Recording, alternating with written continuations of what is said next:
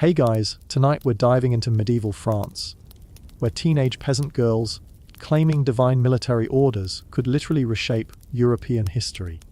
So before we get started, take a moment to like the video and subscribe if you enjoy stories about how a 19-year-old farm girl convinced kings, defeated professional armies, and got herself burned at the stake for having the audacity to think God was personally texting her battle plans.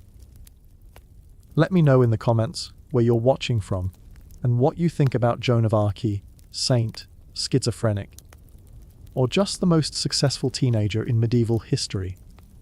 It's always wild to see the different perspectives from around the world.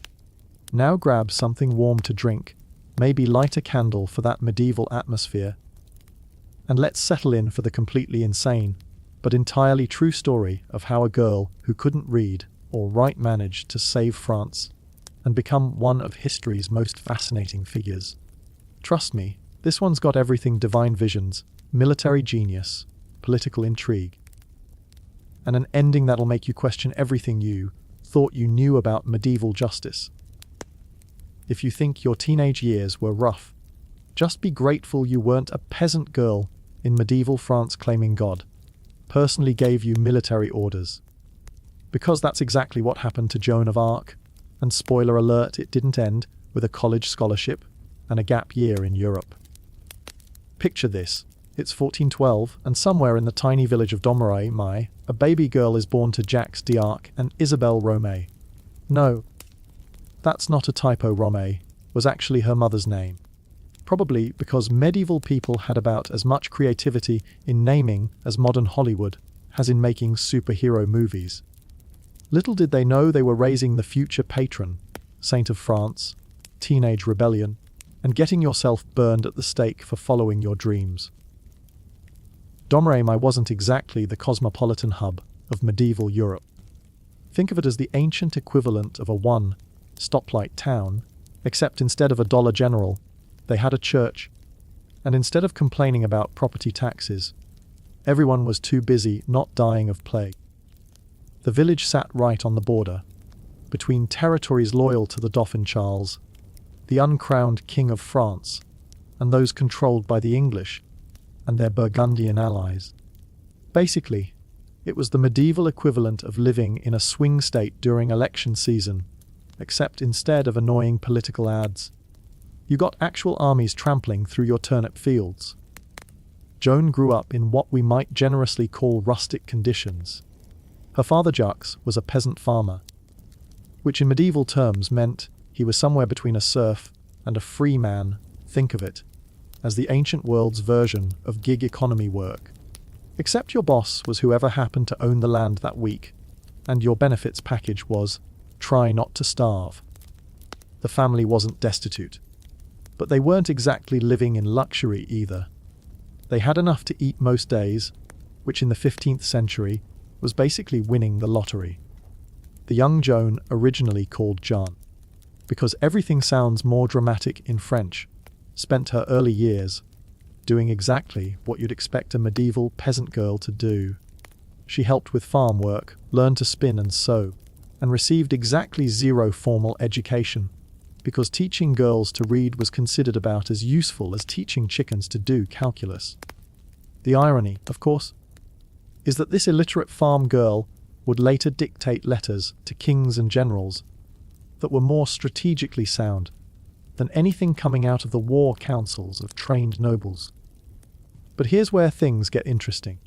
In that special way that medieval history always gets interesting, through a combination of religious fervor and political chaos, Joan claimed that around age 13, she began receiving visions from saints. Not just any saints, mind you, but the premium package.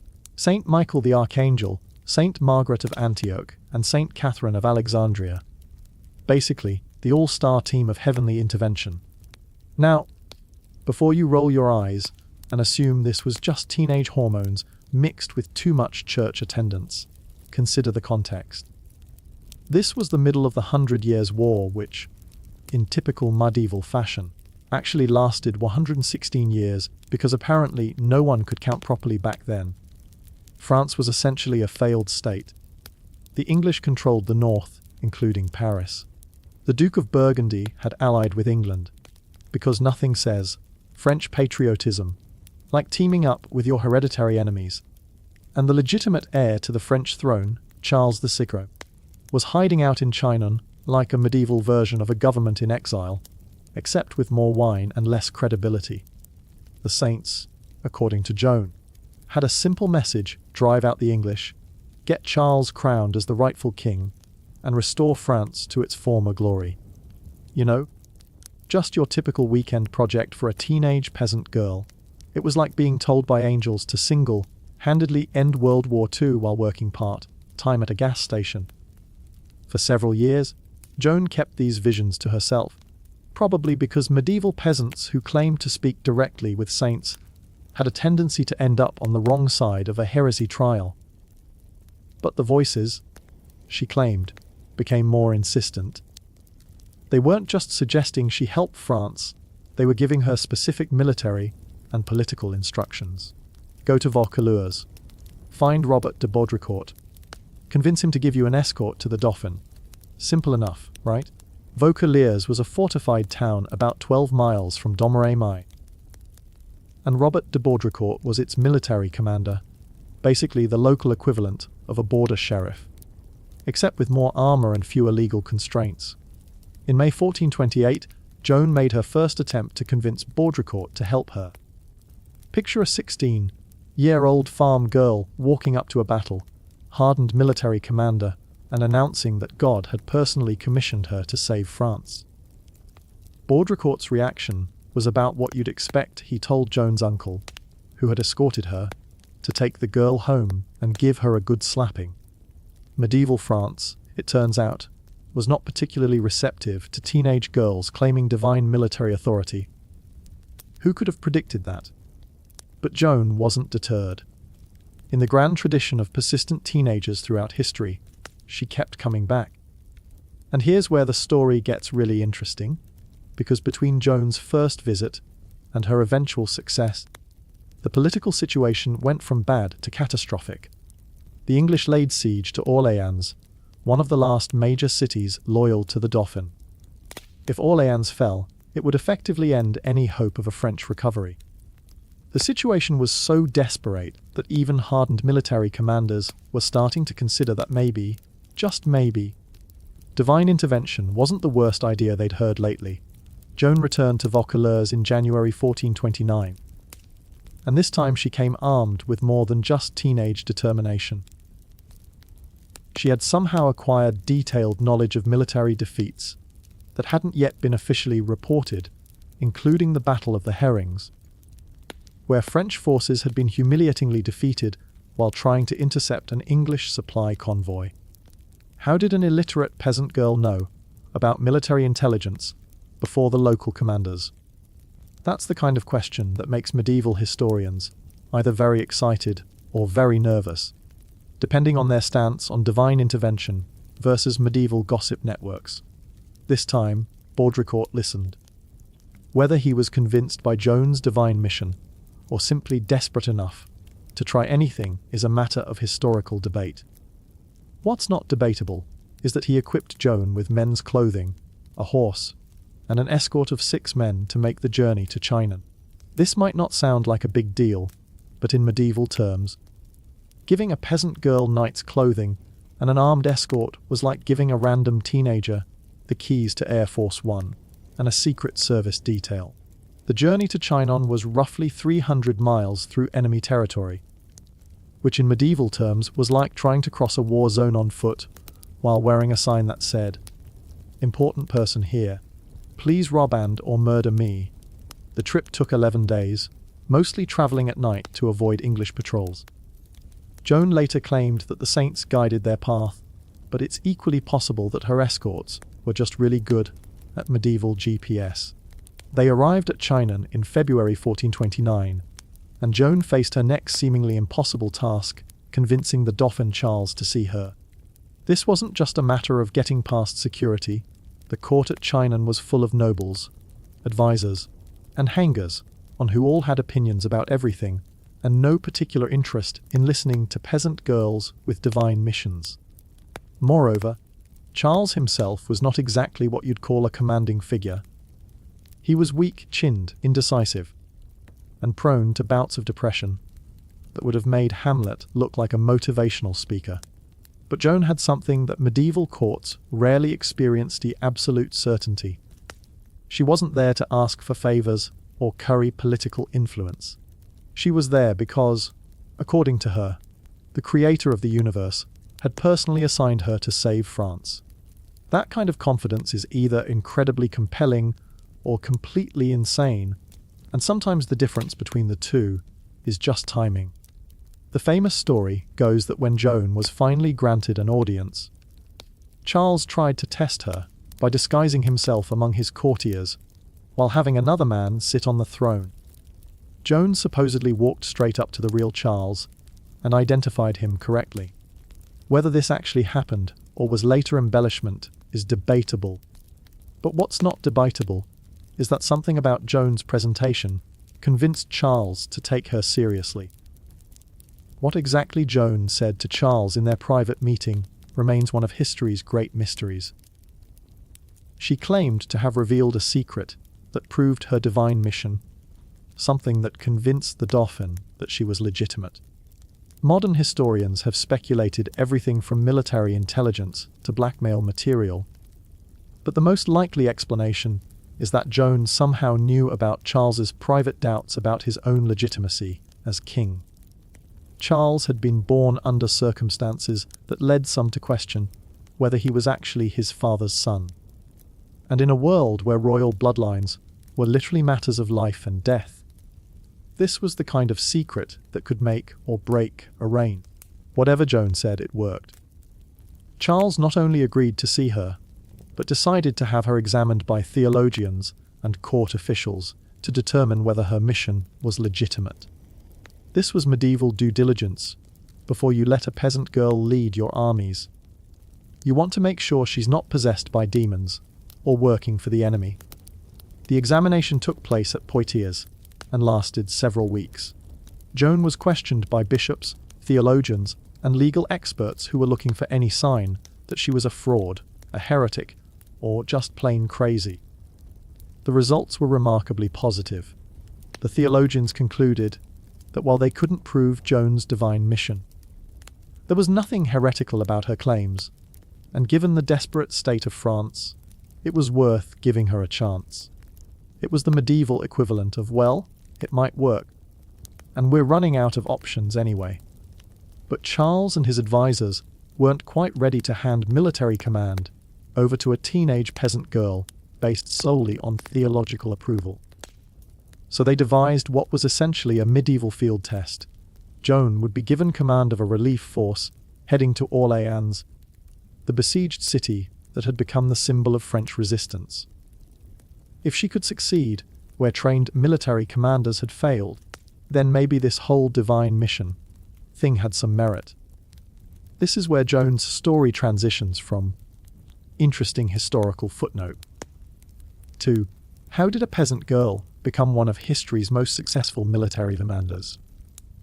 The component next wasn't just unlikely, it was the kind of military success that makes historians wonder whether they're writing history or fantasy novels. Joan was provided with a full suit of armor custom-made, because apparently medieval armor wasn't exactly available in teenage peasant girl sizes. She was given a banner depicting Jesus Christ holding the world, with the words, Jesus, Mary, embroidered on it. Most importantly, she was given actual military authority over seasoned commanders and professional soldiers. Imagine telling a group of Navy SEALs that their new commanding officer is a high school student who claims to get tactical advice directly from God, and you'll have some sense of how revolutionary this arrangement was. The relief of Orléans began in April 1429, and from the very beginning, Joan's approach was different from conventional medieval warfare. Instead of the careful, siege-based strategies that had been failing for months, Joan advocated for direct, aggressive action. Her plan was simple: attack the English fortifications head on and drive them away from the city. This was either brilliant tactical innovation or suicidal stupidity, and the only way to find out which was to try it. The English had been besieging Orléans for months, building a series of fortified positions called bastilles around the city. These weren't just military camps, they were permanent fortifications, designed to starve Orléans into submission through a slow, methodical siege. The English strategy was solid, proven, and boring, exactly the kind of military thinking that Joan's direct approach was about to turn upside down.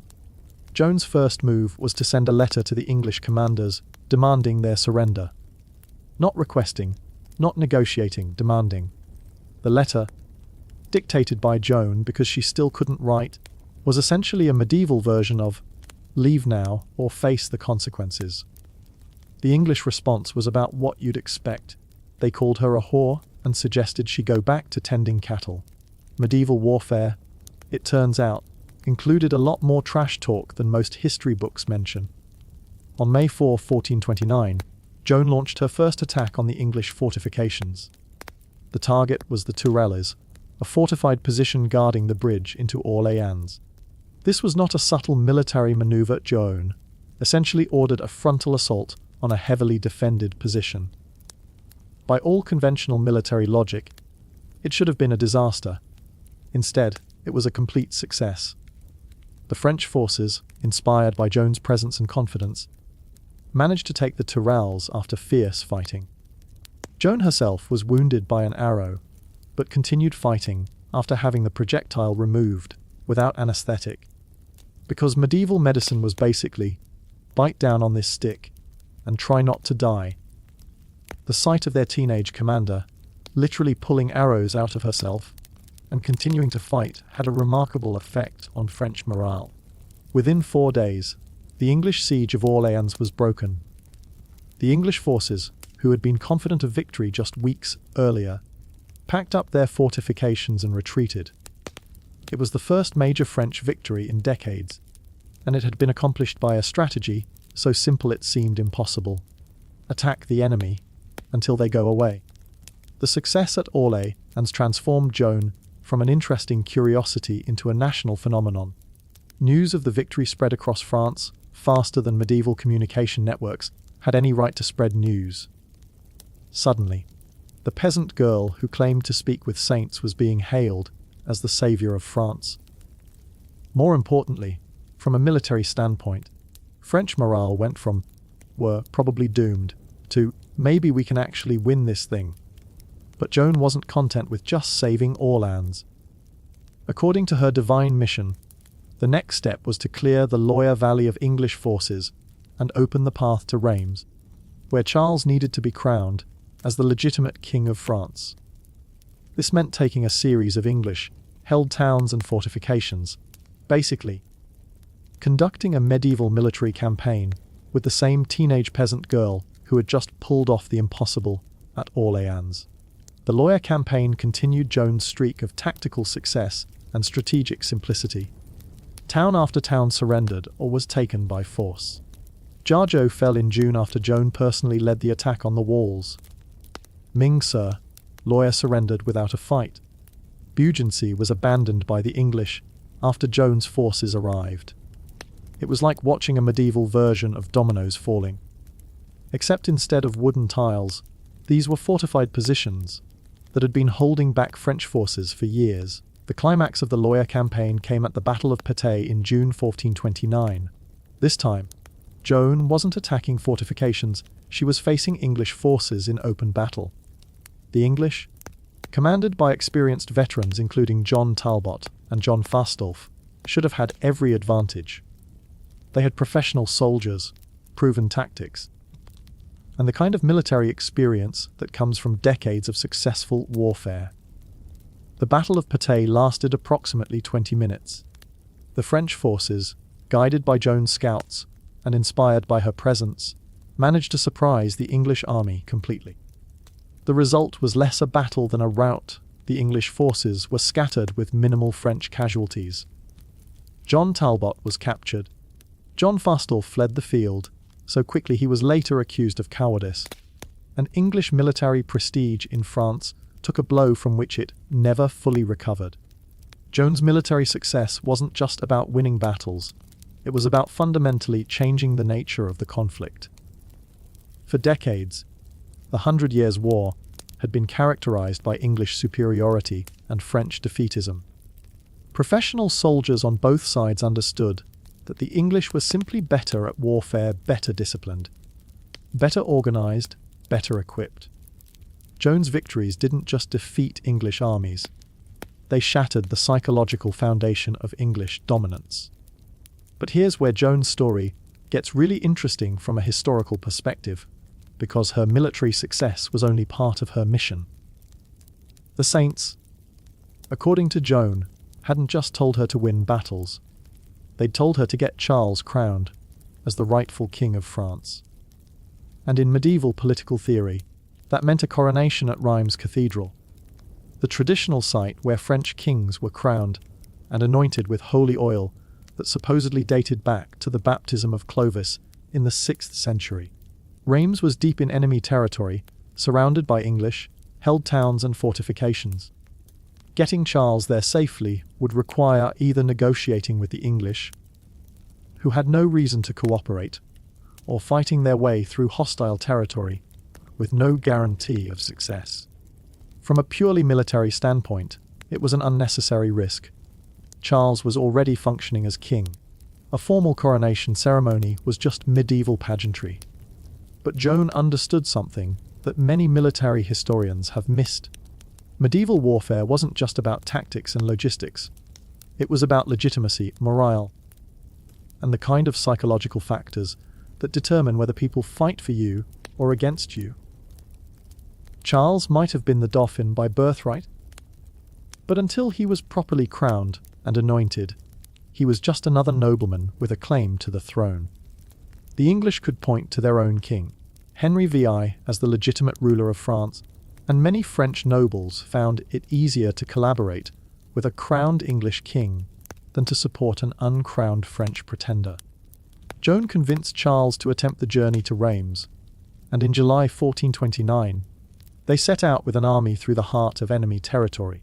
The march to Reims became a triumphal procession as town after town opened its gates without resistance. Auxerre, Troyes, Chiers-Lons, Aisne, Champagne, cities that had been loyal to the English, suddenly remembered their French heritage when Joan's army appeared on the horizon. On July 17, 1429, Charles VI was crowned King of France at Reims Cathedral, with Joan standing beside him holding her banner. It was the culmination of her divine mission. As she understood it, the rightful king was on his throne. The English were in retreat, and France was on the path to recovery. It should have been the perfect ending to Joan's story. Divine mission accomplished, king crowned, country saved. Time to retire to a nice convent and live off the gratitude of a restored nation. But Joan's story doesn't end there, because real history is messier than fairy tales, and because Joan herself wasn't content to stop at partial victory. The voices, she claimed, were still giving her instructions. France wasn't fully liberated yet, Paris was still under English control. And as long as the English held major French cities, the war wasn't really over. This is where Joan's story takes a darker turn, because the political situation was more complicated than her divine mission account for. Charles V, now properly crowned and anointed, was more interested in negotiating with his enemies than continuing an aggressive military campaign. Many of his advisors were skeptical of further warfare, preferring to consolidate their gains through diplomacy. The court at Chinon was full of nobles who had made their peace with the English occupation and weren't particularly eager to risk their comfortable arrangements for the sake of complete liberation. Joan, however, wasn't interested in compromise. Her mission was to drive the English out of France entirely, and from her perspective, anything less than complete victory was failure. This put her at odds with the very king she had worked so hard to crown, and it marked the beginning of her transition from national hero to political liability. The first sign of trouble came during the attack on Paris in September 1429. Joan had convinced Charles to authorize an assault on the capital, but the king's heart wasn't really in it. The attack was poorly supported, inadequately supplied, and launched without the kind of commitment that had made Joan's earlier campaigns successful. Joan herself was wounded by a crossbow bolt during the fighting, and the assault ultimately failed. For the first time since Orléans, Joan had failed to achieve a military objective. More importantly, she had failed while operating under royal authority that was more symbolic than substantive. The magic that had carried her through the Loire campaign and the march to Reims was beginning to fade, replaced by the mundane realities of medieval politics and warfare. But Joan couldn't, or wouldn't recognize that her situation had changed. She continued to claim divine guidance, continued to advocate for aggressive military action, and continued to act as if her previous successes guaranteed future victories.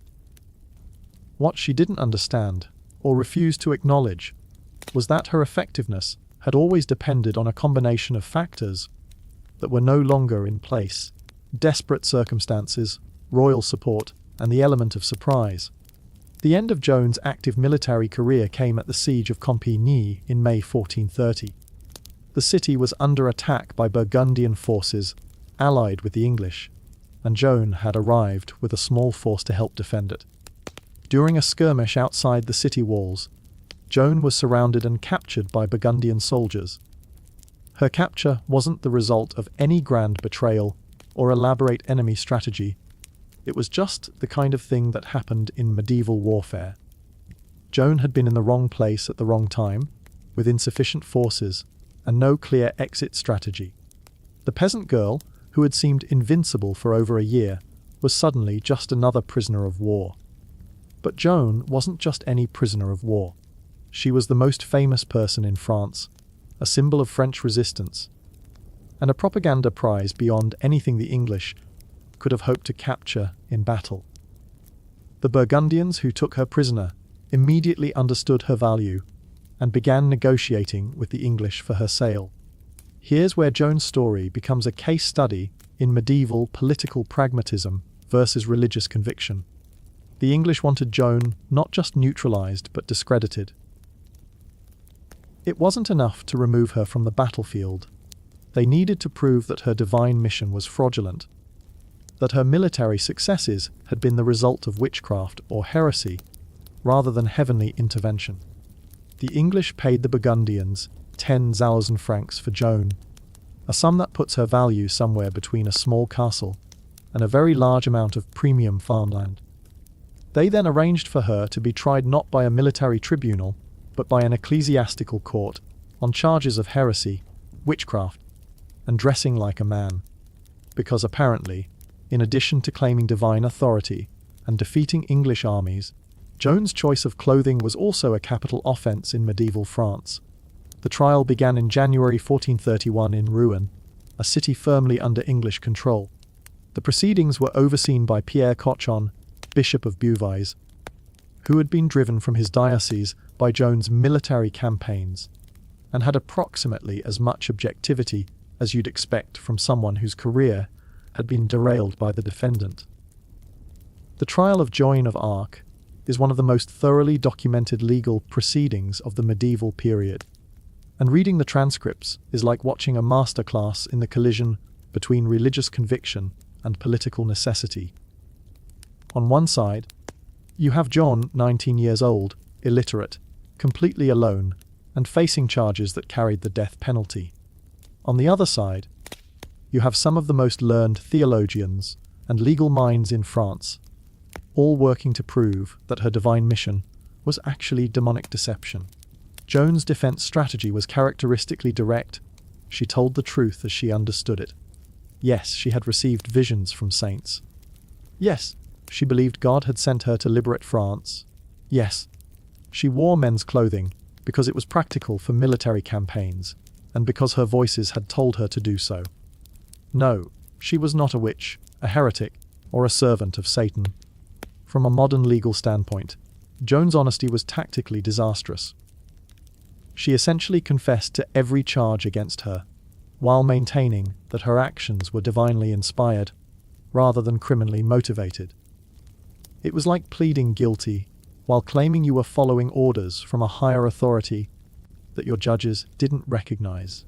The theological questions raised by Joan's trial were genuinely complex. How do you determine whether someone's religious visions are authentic divine revelation or satanic deception? What authority do individual Christians have to act on personal religious experiences that contradict established church hierarchy? Is it possible for God to work through people who violate social conventions and ecclesiastical procedures? These weren't just academic questions in the medieval period. They went to the heart of how religious authority functioned in Christian society. If Joan was right, then God could bypass the entire structure of the church to communicate directly with a peasant girl. If she was wrong, then her success had to be explained through other means, either natural political forces or supernatural evil. The trial lasted for months, with Joan facing repeated interrogations, theological examinations, and attempts to get her to confess that her visions were false. Throughout it all, she maintained her position with the same stubborn consistency that had characterized her entire public career. The saints had spoken to her. They had given her a mission, and she had carried out that mission to the best of her ability.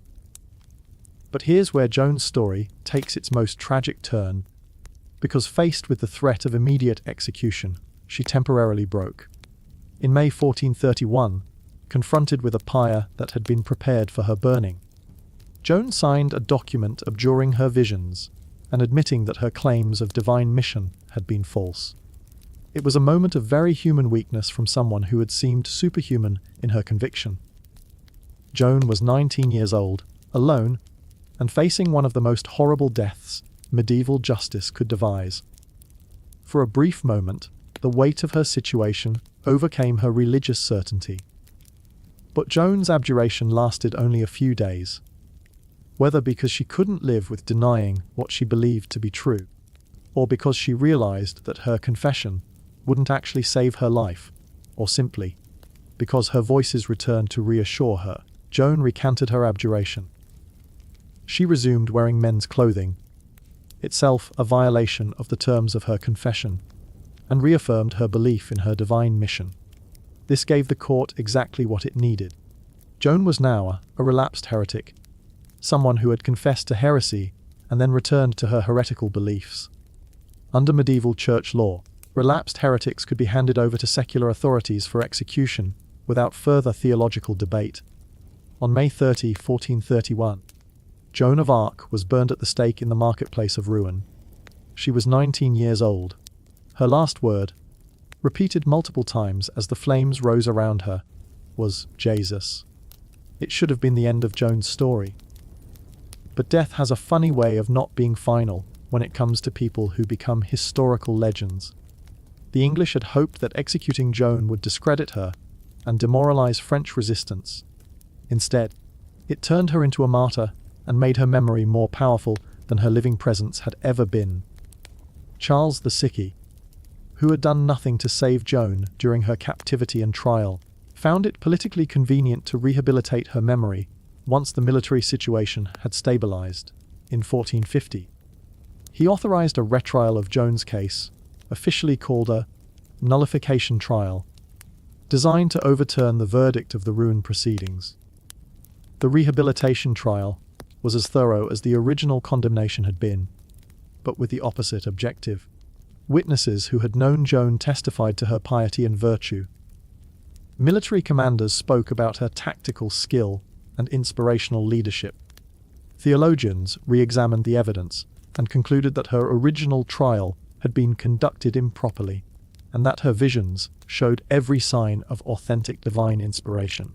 In 1456, the rehabilitation trial concluded that Joan had been innocent of all charges, and that her execution had been a judicial murder motivated by political considerations rather than religious justice. It was medieval France's equivalent of a posthumous pardon, though it came 25 years too late to help Joan herself. But Joan's posthumous reputation continued to evolve. During the Renaissance, she became a symbol of French nationalism and resistance to foreign domination.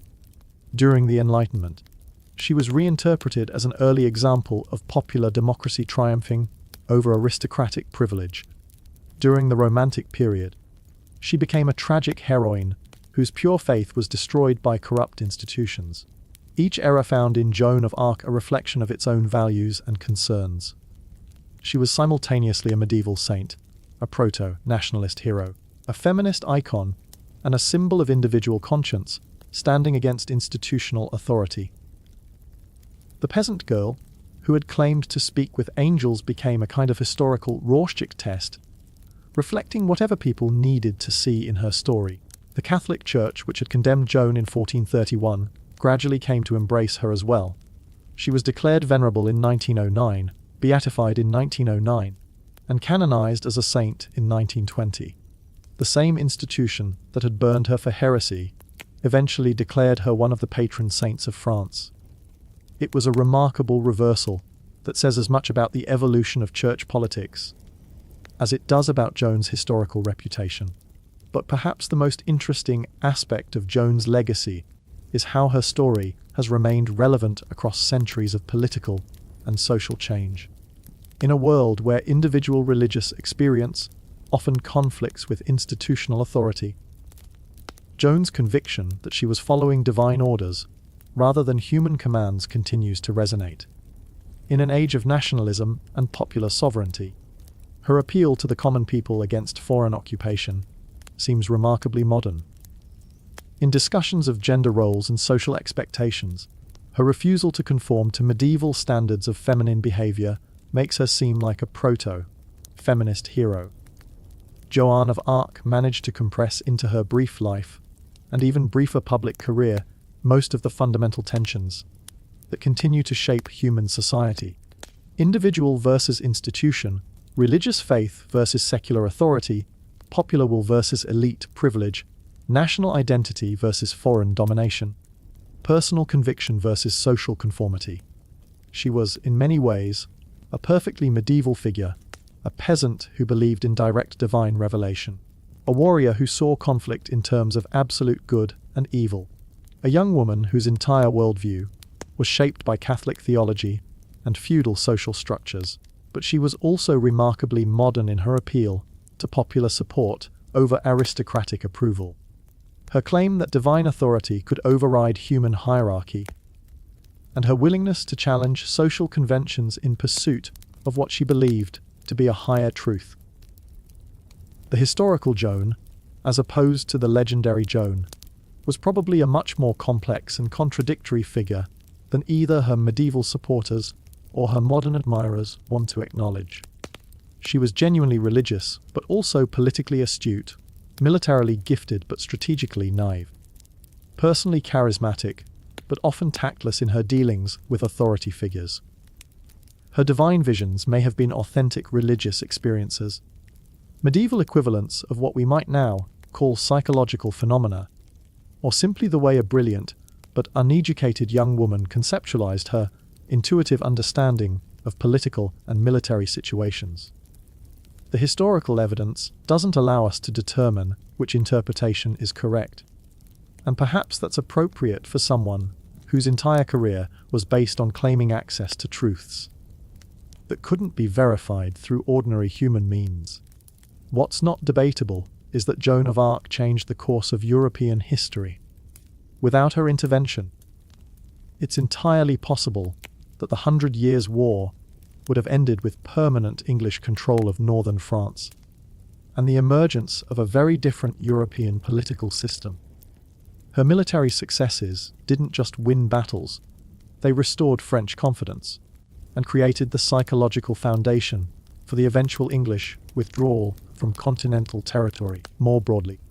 Joan's story represents one of history's most dramatic examples of how individual agency can intersect with historical forces to produce outcomes that seem impossible in retrospect. A peasant girl with no formal education, no military training, and no political connections managed to reverse the course of a century-long conflict between two of Europe's most powerful kingdoms. She did this not through inherited authority or institutional support, but through a combination of personal conviction, tactical innovation, and sheer force of personality. Whether you interpret Joan's story as divine intervention, historical accident, or the emergence of exceptional individual capability under extraordinary circumstances, it remains one of the most compelling narratives in European history. It's a story that seems too dramatic for fiction, but is thoroughly documented as historical fact. Joan of Arc lived for 19 years, was famous for approximately 18 months, and has been dead for nearly 6 centuries.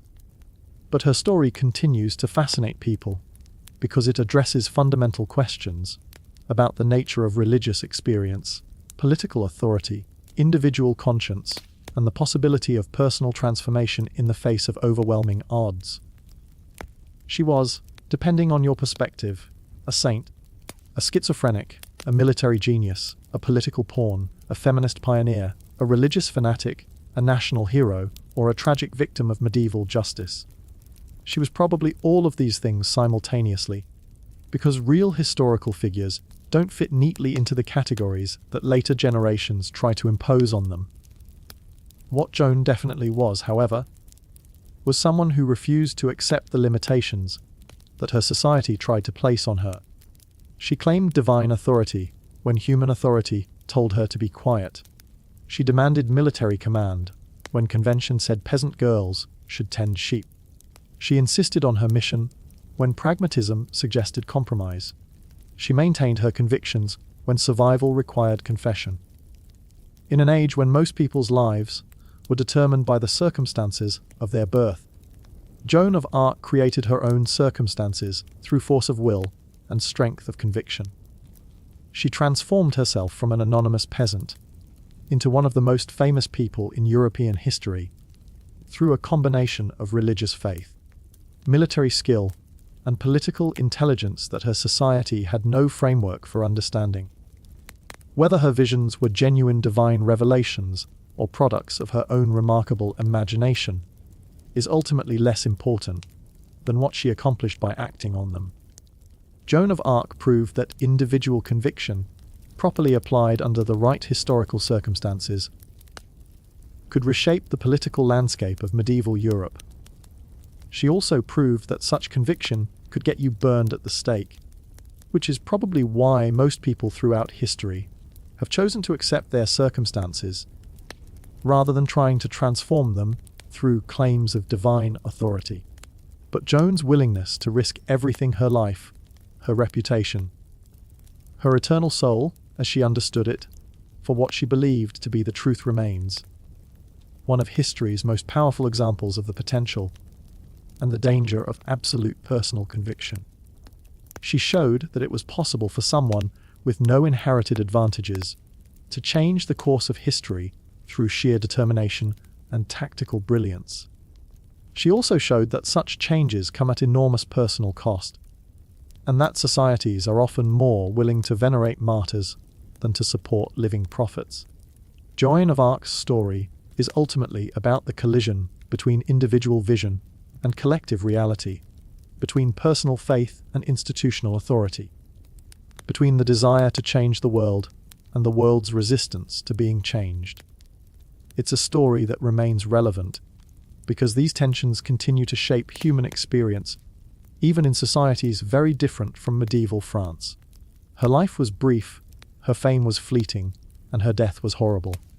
But her impact on history was permanent, and her story continues to inspire people who believe that individual conviction can overcome seemingly impossible odds.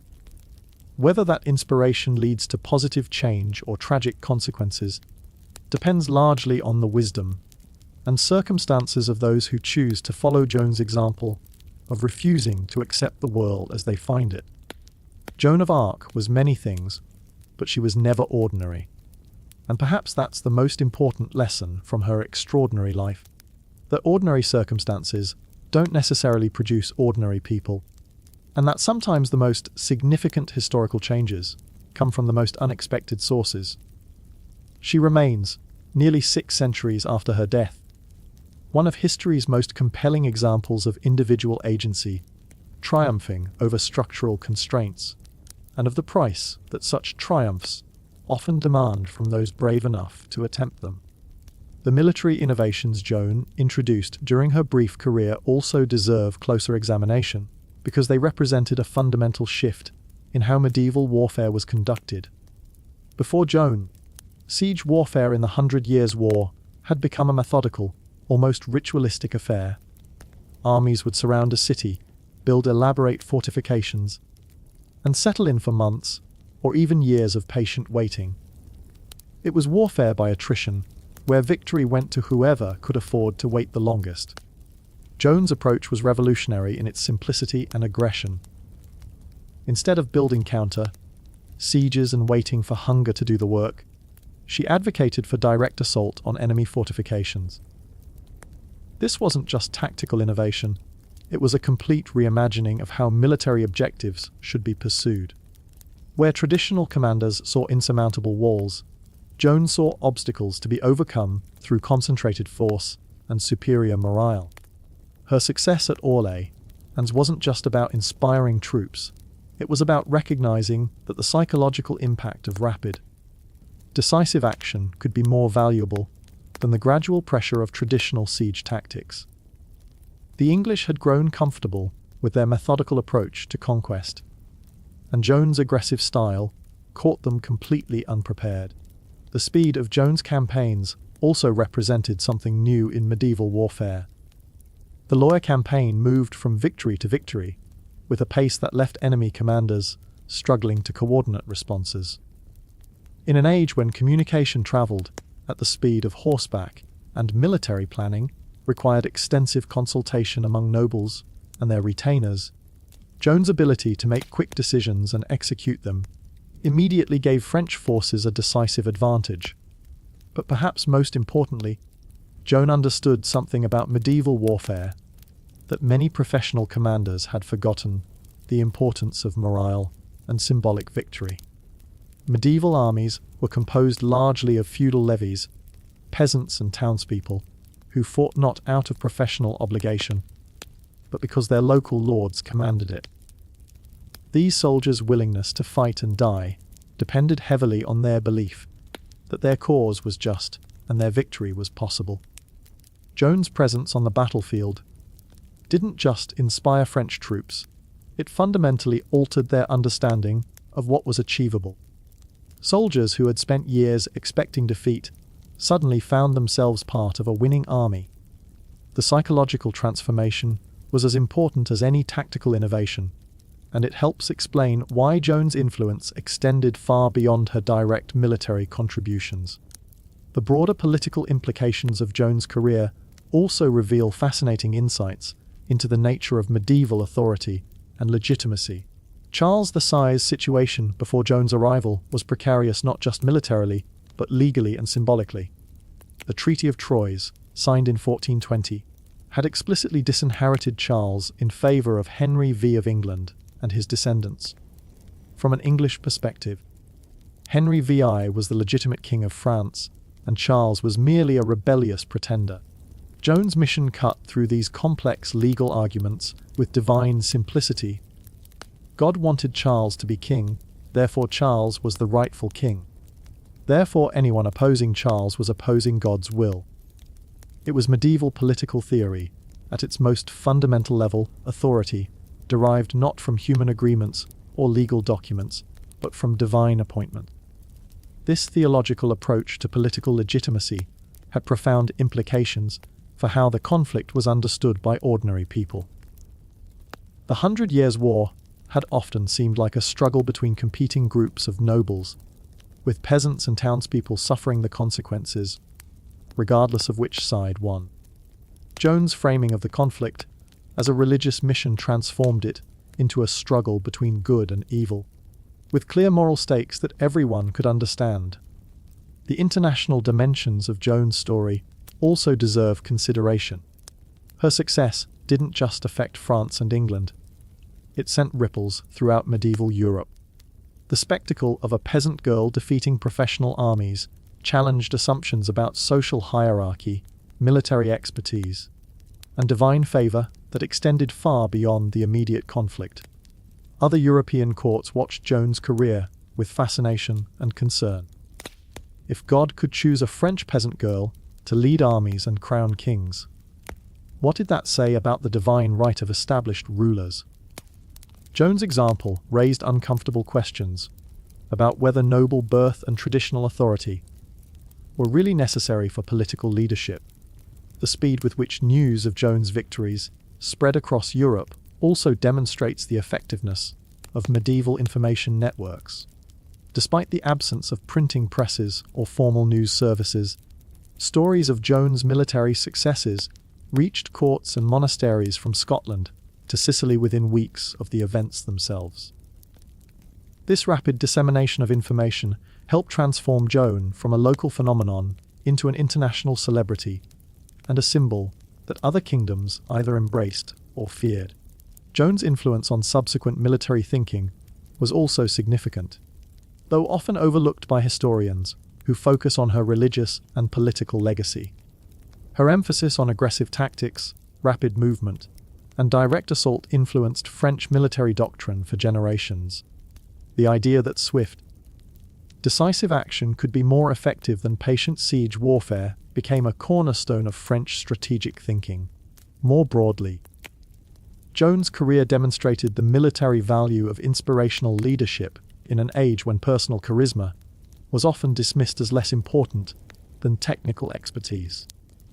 Professional soldiers, who had been trained in the established methods of warfare, found themselves learning from a teenage peasant who had never read a military manual or studied classical tactics. The economic implications of Joan's campaigns also reveal interesting aspects of medieval warfare. Her rapid victories saved the French crown enormous amounts of money that would otherwise have been spent on prolonged sieges and defensive preparations. The English, conversely, found themselves forced to abandon expensive fortifications and defensive investments throughout the Loire Valley. The shift from defensive to offensive warfare that Joan's success enabled also changed the economic dynamics of the conflict. Instead of spending resources to hold territory, the French could focus on reclaiming lost ground. This put the English in the unfamiliar and expensive position of having to defend scattered positions across hostile territory. Joan's impact on French civil administration was equally significant. Her success in getting Charles VII crowned at Reims didn't just provide symbolic legitimacy, it created practical political authority that allowed the crown to collect taxes, enforce laws, and coordinate military efforts more effectively. The transformation from a government in exile hiding at Chinon to a functioning royal administration based in Paris was made possible by the military and psychological victories Joan achieved. The religious implications of Joan's career continue to generate scholarly debate centuries after her death. Her claim to direct communication with saints challenged established church hierarchy in ways that went far beyond the specific political circumstances of her time. If individual Christians could receive divine revelations that superseded clerical authority, what did that mean for the Church's role as mediator between God and humanity? Joan's trial and execution can be seen as the medieval Church's attempt to resolve this theological challenge. By condemning her as a heretic and then later rehabilitating her as a saint, the Church managed to both reject the principle of individual divine revelation and embrace Joan's specific example. It was a theological compromise that satisfied neither Joan's supporters nor her critics, but allowed the institution to survive the challenge her career represented. The feminist implications of Joan's story have been debated extensively, though it's important to remember that medieval concepts of gender were very different from modern ones. Joan's adoption of male clothing and military roles violated specific medieval conventions, but her claim to divine authority actually fit within established patterns of female religious experience. Medieval Christianity included numerous examples of women who claimed direct divine revelation. Mystics like Hildegard of Bingen, Catherine of Siena, and Julian of Norwich had established precedents for female religious authority. What made Joan unusual wasn't her claim to spiritual insight, but her translation of that insight into military and political action. Joan's insistence on wearing male clothing during her trial was also more than simple practical preference. In medieval symbolic terms, clothing indicated social role and spiritual status. By refusing to return to feminine dress, Joan was asserting that her divine mission superseded social conventions about gender, a claim that threatened not just military hierarchy, but the entire medieval understanding of how divine authority operated through human society. The legal aspects of Joan's trial also reveal fascinating insights into medieval justice and political manipulation. The proceedings at Rouen were technically legitimate according to church law, but they were conducted under circumstances that made genuine theological inquiry almost impossible. Joan was a prisoner of war, being tried by judges who were politically aligned with her captors and theologically committed to disproving her claims. The rehabilitation trial that reversed Joan's condemnation 25 years later was equally political in its motivations, though it reached the opposite conclusion. Charles VI needed to legitimize his reign by proving that Joan's mission had been divinely inspired, which required overturning the verdict that had condemned her as a heretic. Both trials tell us more about medieval politics than about Joan's actual religious experiences, but they also demonstrate the sophisticated legal and theological frameworks that medieval authorities used to address unprecedented situations. The detailed records of both proceedings provide remarkable insight into how intelligent, educated people in the 15th century understood questions of divine revelation, political authority, and individual conscience. Joan's influence on French national identity was perhaps her most lasting contribution. Before her career, France as a unified nation existed more as a legal concept than as a popular reality. Most people identified primarily with their local regions, their feudal lords, or their religious communities. The idea of France as something worth dying for was largely limited to the royal court and its immediate supporters. Joan's mission transformed French identity from an abstract legal claim into a popular emotional reality. Her appeal to drive out foreign invaders resonated with people who had never thought of themselves as primarily French, but who could understand the desire to be free from foreign domination. The nationalism that emerged from Joan's career provided the foundation for France's eventual emergence as a unified modern state. The symbolism of Joan's story also had lasting impact on how French people understood their relationship with divine providence. The idea that God had chosen France for a special mission, demonstrated through Joan's miraculous success, became a persistent theme in French political and religious thought. This sense of divine election influenced French foreign policy, cultural development, and national self-image for centuries. Joan's story also contributed to the development of popular historical consciousness in ways that extended far beyond France.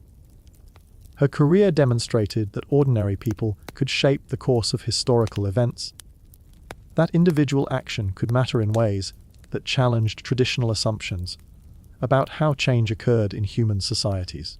The proliferation of stories, legends, and artistic representations of Joan's life helped create new models for how heroism and historical significance could be understood.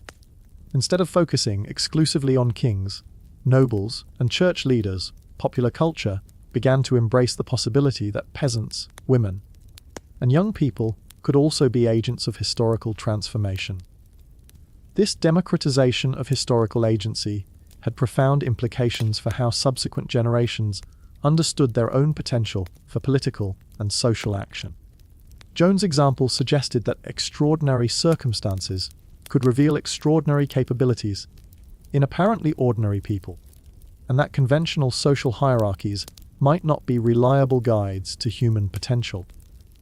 The international legacy of Joan's story also shaped how other cultures understood the relationship between individual conviction and institutional authority.